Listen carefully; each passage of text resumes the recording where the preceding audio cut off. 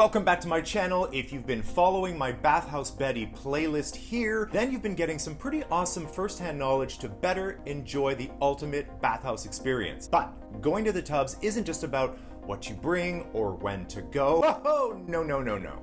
If you're really gonna be prepared for a successful adventure, then you need to be fully prepared for the types of guys you're gonna meet there. Like, you don't go see a movie without knowing what the general story is about or without watching the trailer first, do you? Well, consider this video a trailer of the types of guys that you can meet at a bathhouse. The tubs attract all kinds of guys. It's a cast of characters so diverse. One minute you might feel like Julia Roberts in a rom-com, and the next minute you're Jamie Lee Curtis in Halloween. Emotions can run high, and the atmosphere tends to bring out the best and the worst in us. And before I begin, I want to emphasize that this video is for entertainment purposes only. If you identify with or relate to some of these characters, in no way are they meant to be offensive, because honestly, at some point in my life, I've basically been all of these characters or with some of these guys, so no shade. Also, make sure to stay till the end of the video for a very special bathhouse tip. Okay, without further ado, let's jump right in with our first cast member. This guy keeps to himself. He might seem a bit standoffish and even rude at first.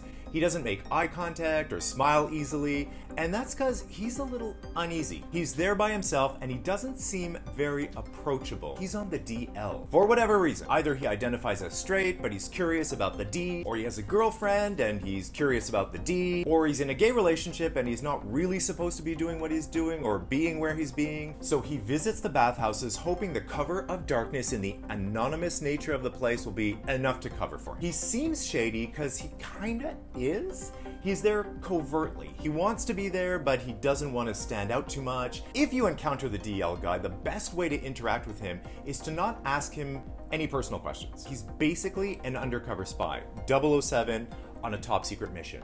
A ghost who shows up, gets off, and gets out. Right, Malu? Hey guys! Hey guys, if you're enjoying this video so far, why not give me a thumbs up? Boop! Okay, back to the men.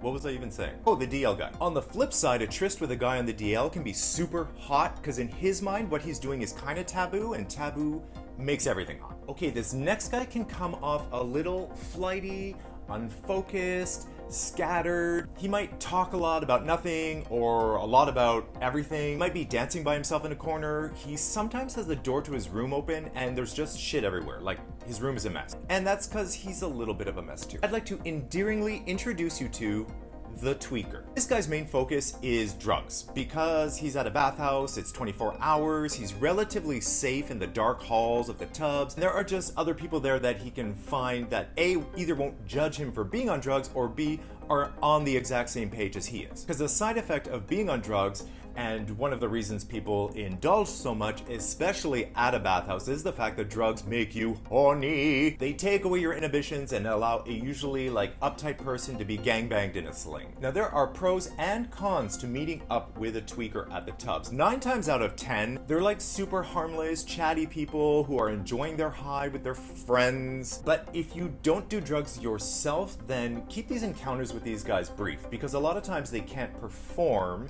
Ever heard of crystal dick? The definition being a dick that will not get hard no matter what you do because the owner of said dick is on meth. So even if you do end up having a little bit of fun with this guy, their attention spans are really short, like goldfish short. My suggestion, if you have zero experience with drugs yourself, then I would stay away. You won't be able to relate to how they're behaving or empathize with any weirdness they might be giving. This next guy is probably the most common and regular type of guy you'll meet. He met his friends at the bar earlier in the night. They had a great time. They did a lot of shots. He got horny. And when his friends left one by one, he snuck himself off to the bathhouse to finish the night off with a bang. And you'll usually find them between 11 p.m. and 3 a.m. So to nab yourself one of these guys, I suggest getting there at the beginning of their expected cycle, like 11 p.m. That way you can get the room that you wanted to, so when they show up, you can be like the unofficial welcome wagon. Let the guy settle in, do some laps, and make sure that you've been seen by him and that he can find you easily. So a good way for people to find you easily is to stand in front of the door of your room with the door open. Now they know, oh hey, that guy has a room, awesome, and it's room 202, and then he'll come home to roost. This next guy is an entrepreneur entrepreneur and he's stacking the deck in his favor. Why stand on a street corner in the rain waiting for a beat-up Chevy to slow down to get a look at you in the dark when you can stand in a warm, dry hall next to your room in a towel showing off the goods to potential customers who are already also in towels and horny from passing all the TV screens that are playing porn. It's like shooting fish in a barrel, and for the working boy, it can be a good gig. And unless you have something to offer them like money or drugs, then sex with them probably isn't happening. These guys are there so that they can pay their bills. You might have to accept that the one guy you're really into you can't really have unless you visit an ATM. Okay, the next one of these guys is the type of guy that turns the corner and your eyes like bulge out of your head. You're thinking, oh, yum, what is he doing here? He's so friggin' hot. What is he into? Does he like me? Does he see me? Does he have a room? Okay, he's everyone's type of guy and literally has a train of people following him, hoping that, they're the one that he chooses. Sometimes these types of guys come in pairs,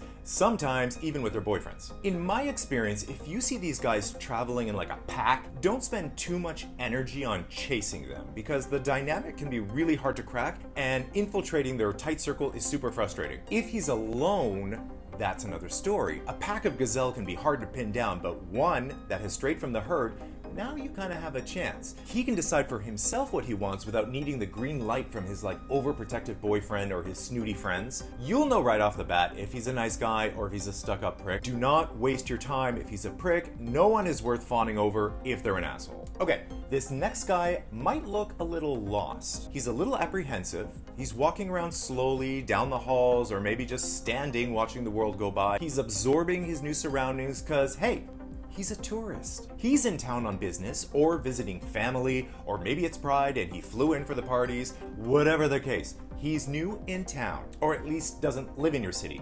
And regulars of the bathhouse can sniff him out like a dog with a bone. He is new meat, which means he's gonna be really popular. These guys are not in their own town, which usually means that they're up for it. Think of it when you're on vacation. Aren't you a little bit more adventurous? A little more ready for it?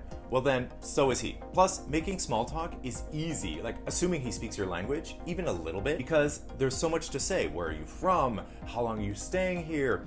Have you been to insert landmark here? Which can easily lead to, let me show you how we do it here. Follow me to my room. And then you take him back to your room. Okay, this next category of guy comes to the tubs so that he can fulfill his fantasy. He likes that this is a safe place to let his true colors. And that's why I love you. So don't be afraid to let them show. Oh my God, where was I? Whatever you're into, you can probably find someone who's also into it, or at least who's willing to try it out with you. Now, this guy might have booked the sling room, he might be into restraints, he might be into leather, he might have a bag of toys so big it would make Santa Claus jealous. Dildos, butt plugs, nipple clamps, you name it. Sometimes he wears fishnet stockings, sometimes it's about role play, humiliation, cosplay. There are a million different guys. The most important thing to remember here is that it is never acceptable to judge, criticize, belittle, or make anyone feel stupid or ashamed for their fetish. All right, this next guy is a virgin. Now, and I don't mean that he's never had sex before, although I guess you could find a virgin at a bathhouse, but I think that's something that I've never actually come across. Or maybe I did and I didn't even know it. The virgin I'm talking about is the guy who's coming to this place for the first time. These guys are usually fun because everything is new to them and they're excited and nervous to be there. They'll be happy to talk to you if you're nice and you help them navigate the place a little bit. He's kind of like the tourist in the sense that he'll be open to have someone show him the ropes. If you do meet someone and it's their first time, make sure you make it a good time for them. And finally, we have the guy you never thought you would see in this place, but here you both are. It's not like you didn't know or suspect that your colleague from work was gay. You just never really expected to see him in a towel. This can be kind of uncomfortable for sure, since mixing work and pleasure can be tough and lead to weird interactions at work. You're sitting in that Monday morning board meeting and the guy you saw face down with a fist up his butt is now presenting the quarterly financial report. It's a tough image to erase. Or maybe it's a friend, someone you hang out with or go to the movies sometimes, but you've never really talked about the bathhouse with him before, but here he is. So just remember, when you run into someone that you didn't know comes to these places, you're both there. So like, don't be ashamed. Don't be embarrassed. Don't try to run and hide. Just acknowledge and move on. And if you're lucky, maybe you had your eye on Fred from accounting and now's your chance to get him. Who knows? And let me know down in the comments what you think. Have you had any of these guys? Have you seen them at your bathhouse? Have you had any weird or funny or scary bathhouse stories? I want to hear them. Now it's time for a very special bathhouse tip. If your intention is to bottom, or if you just have a great ass, a nice way to show off the goods is to wear a jockstrap. Don't cover it up with a towel. Show them what you got by walking the halls in your favorite jockstrap and get the attention you deserve. Well, that's it for this video. Thank you for watching. Remember to subscribe and hit that bell to get notified of new videos, and give me a like, and I will see you in the next video. Mwah!